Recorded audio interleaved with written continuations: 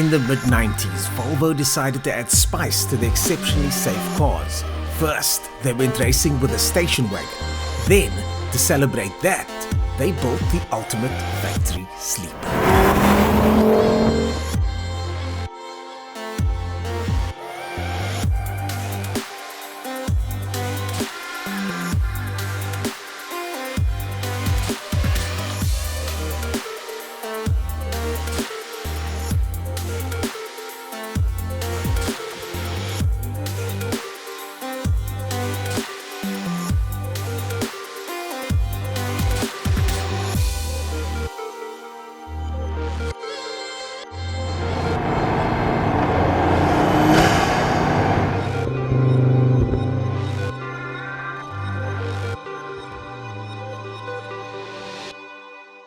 What's up, guys? So I've got Peter Stadler with me over here, and he's going to give us a tour of these 3 cars over here. Very rare cars over here. Peter, yeah, it's quite a collection of Volvos we got here.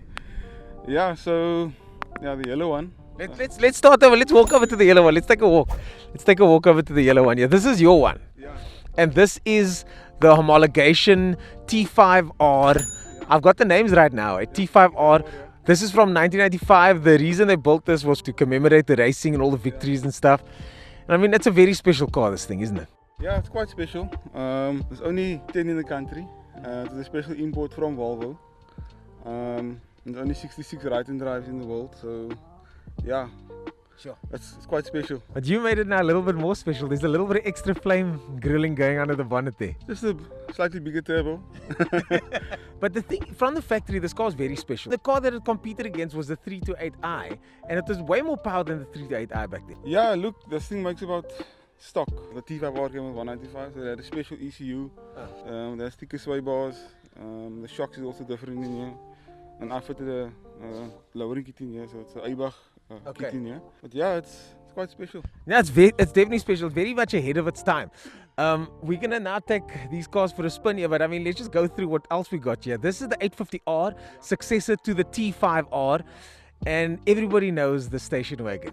I interviewed Rickard Rydell and spoke to him about the station wagon. So as far as station wagons goes, for anybody there that likes station wagons, this is the reason you like station wagons. This is the car that made station wagons cool. 850R, it's something special.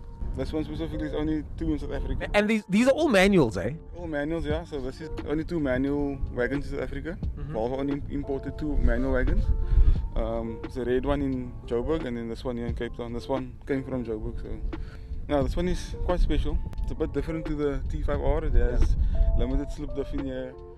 Yeah, this one's got the viscous diff in there. So they came after the T5R. The next year they came with the viscous diff. Yeah. So I don't know how to explain it. It doesn't sit in the box itself. It sits on the drive shaft. So there's like a viscous coupling on there. It's a very weird. It's quite weird. But Volvo, like we say, they're very much ahead of their time. Yeah. I mean, now we'll go onto the engine here. This is a 20-valve, 5-cylinder engine. Yeah. Way back in the day, Porsche helped develop this engine. Porsche helped develop the suspension, the interior as well.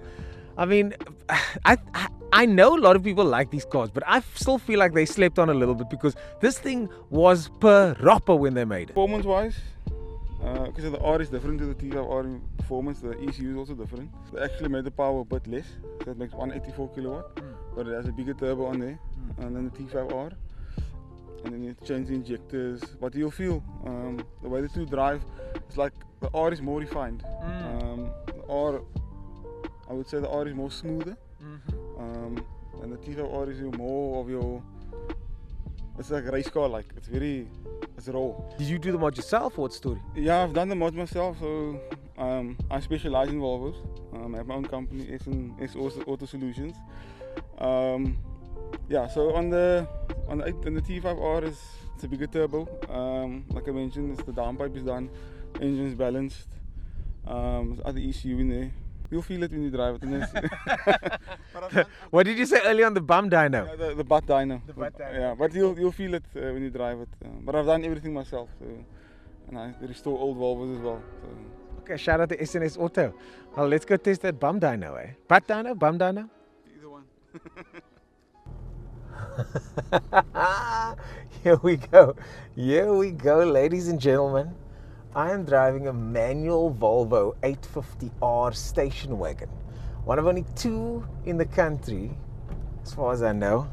So, what am I seeing here? What I'm seeing is a lot of glass. There's a lot of glass everywhere. It is quite literally like sitting in a box. The suspension is firm. Suspension's very firm for a station wagon. Sure. You can feel this is a very long car. It's not a short car at all. I don't know how they raced this thing, but they did and they won. Okay, so what am I seeing here? We've got a boost gauge on the dash. I mean, can you believe these cars came out with boost gauges, traction control, heated seats, heated rear view mirrors, side impact protection, side airbags, also a wooden steering wheel, but we don't talk about that. But this car was so far ahead of its time, and then 0 to 100 under 6 seconds in some of them. Yo! The old girl still got it there. The old girl still got it. Now this one's not as fast as the 850 T5R. This is the R model that came out a year later, and it's slightly more road friendly, but it's still pretty badass, I'm not gonna lie. After I did my research, I learned so much about this car. I know about, obviously, its racing heritage and all that kind of stuff. The Volvo is neat, fantastic. Volvo ahead. But Volvo had to make the 850 work. The 850 project was Sweden's biggest industrial project. So they put a lot of effort and energy and resources. Yo.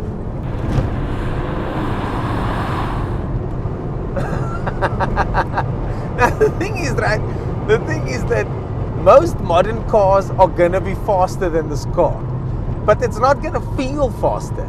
This car still feels fast. When I put my foot down, I kind of get pushed back and the whole nose raises up. Can you imagine the guy that went to go test drive this car at the Volvo dealership and then goes to himself, you know what, let's see how fast this station wagon is, and then you get into this thing. Second gear, 3,500 RPM, flat out.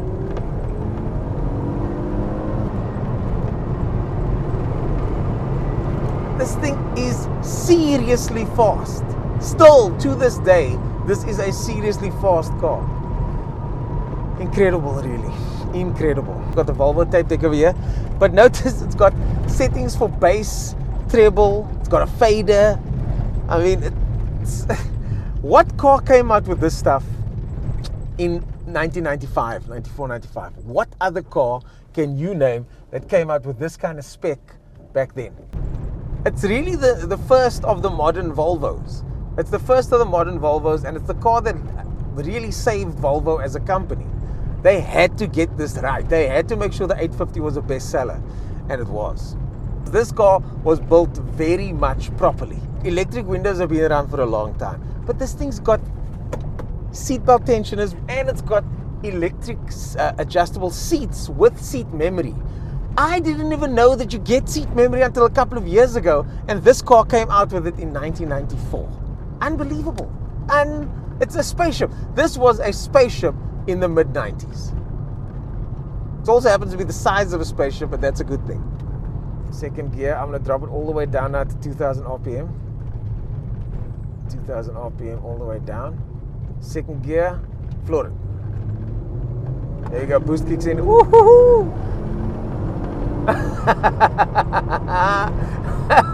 You can feel the boost kicking in. I must be honest with you, I miss turbo lag sometimes. I miss a little bit of turbo lag sometimes. That build up of the power, there's nothing quite like it. And I know turbo lag is a bad thing, but sometimes it kind of brings character to a car, and in this case, there's a lot of character going on here. So that's it for me in the Volvo station wagon. Now it's time to drive the most special of the lot, the homologated 850 T5R, the car that they built specifically to commemorate Volvo's involvement in racing. The car was built for 1 year only. Time to go hop in and see what that one's like.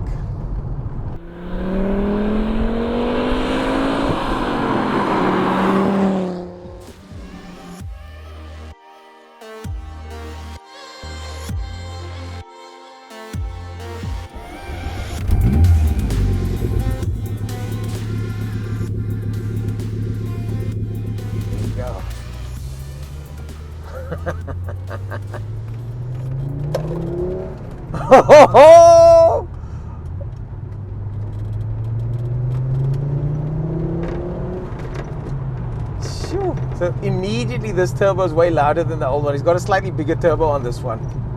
And you can feel it's way louder than the other one. It's also way more, it's way more racy. Second gear, same test now, 2,500 RPM.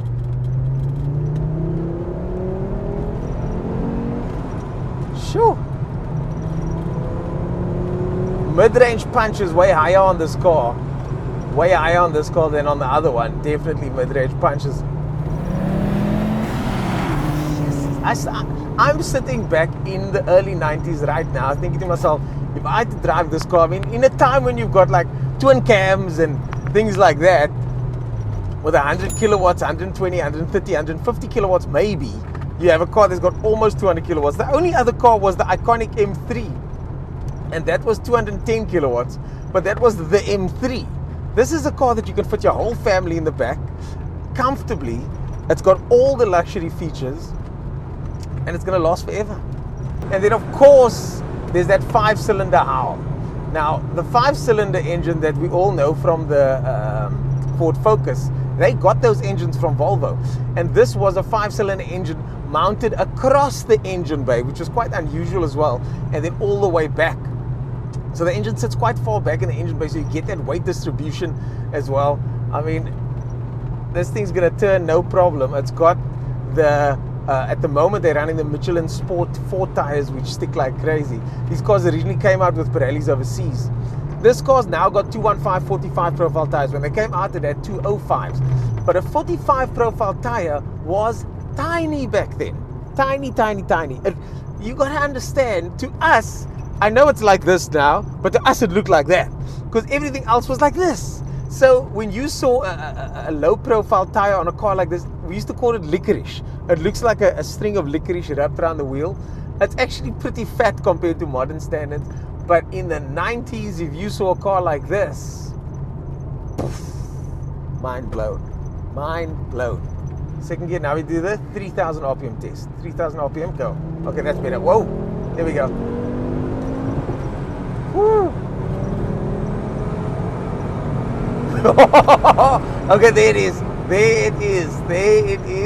Much faster than the station wagon now.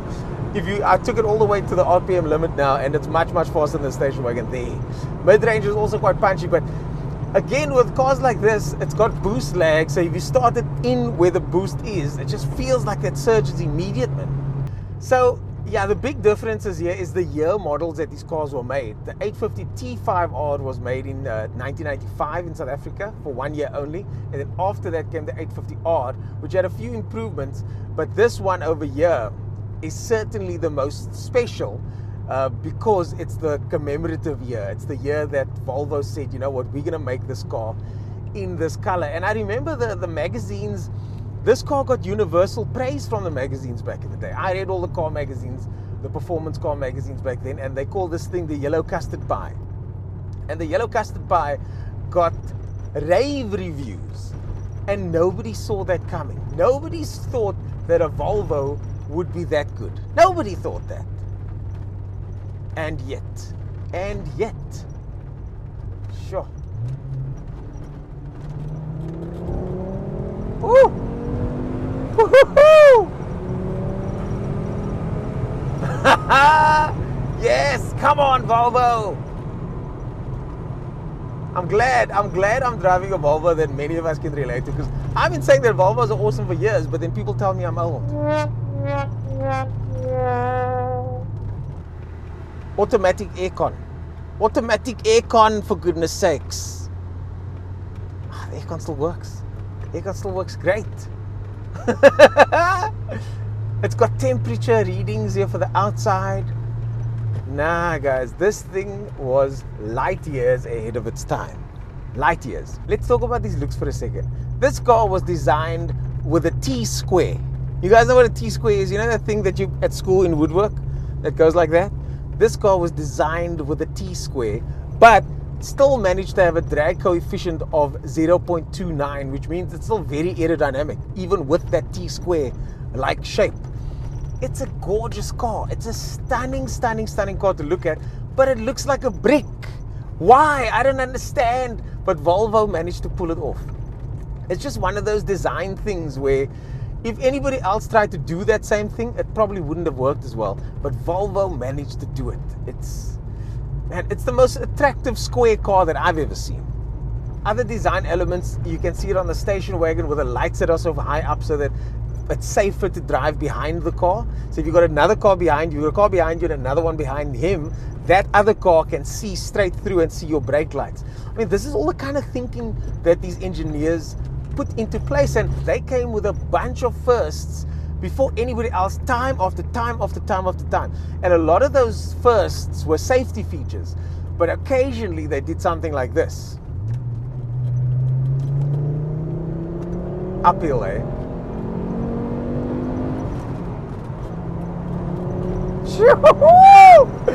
Yo! That feels amazing. That feels amazing. That shift to third gear, as I shift to third gear and I wait for the boost to pull. Ah, yes, please. I'm a child of the 90s, eh? I'm a child of the 80s and 90s, and this is my kind of car. That shift to third gear as you wait for the boost to pull. It's just magnificent. There it is. Oh, magnificent. Sure. Ah, well done, eh? Well done. Remember, think about what other turbo cars there were back then.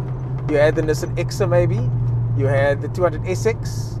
Langley, we had that. Jaguar made a turbocharged car. I think Rover made a turbocharged car. We never got those here. And then there's this. There was a very small group of manufacturers that made good turbo cars. And this car was still economical, even with all these tricks and fancy things. It was still relatively lightweight, and it was still very economical. Yo, I forgot how tiny rearview mirrors from the 90s were. Wow. It's so spacious. I'm so comfortably sitting over here now, cruising around. I'm in third gear now because I'm enjoying this engine too much. There's like the second surge of power as you get to the top of the RPM range. 25 years later, to have been this fast is just unbelievable. This is a piece of history right here, and I'm getting to drive it right now. Unbelievable. Yeah.